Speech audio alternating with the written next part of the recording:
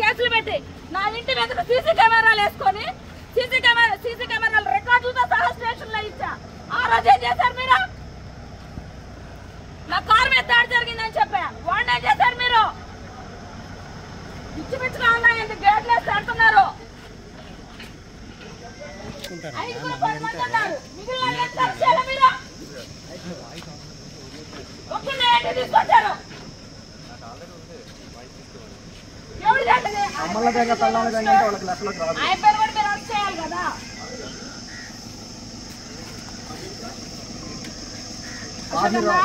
Rod పెట్టి అన్న వాడు ఒక కులపోడ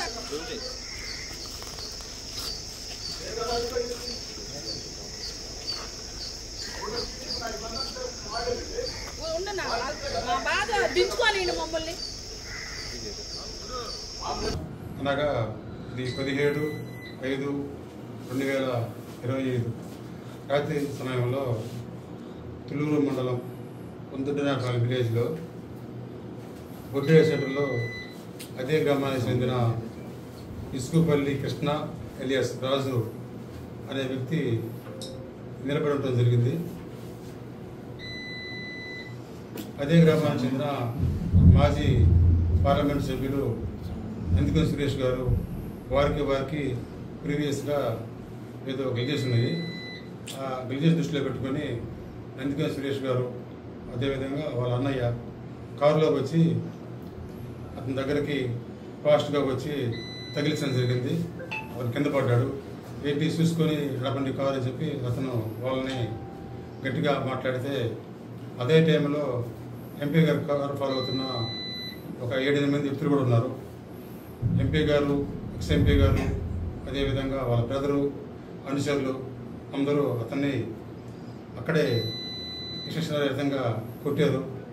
కొట్టి గాయాలతో కింద పడ్డ వ్యక్తిని మళ్ళా తీసుకొని బైక్ మీద మధ్యలో కూర్చోబెట్టుకొని కిడ్నాప్ చేసుకొని బలవంతంగా వాళ్ళ ఇంటికి, ఎక్స్-ఎంపీ గారి ఇంటికి తీసుకెళ్ళి అక్కడ కూడా కింద పడేసి మెట్ల మీద అందరూ కర్రలతోటి, చేతులతోటి, చెప్పులతోటి అందుకని సురేష్, వాళ్ళ భార్య, వాళ్ళ బ్రదరు, వాళ్ళ అనుచరులు అందరూ కూడా కొట్టడం జరిగింది.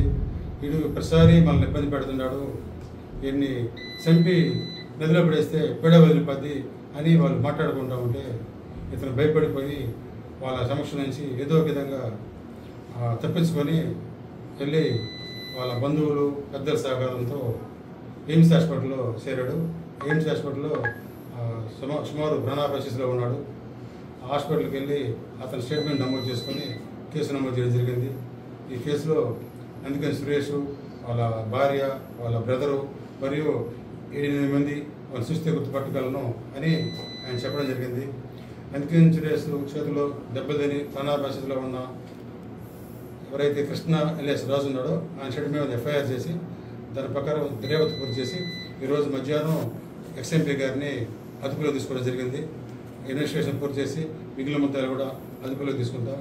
ఎక్స్ఎంపీ గారి మీద ఇంతకుముందు 12 కేసులు నమోదైనాయి. దాంట్లో హత్య కేసు ఉంది, అటెంప్ట్ మర్డర్ ఉంది.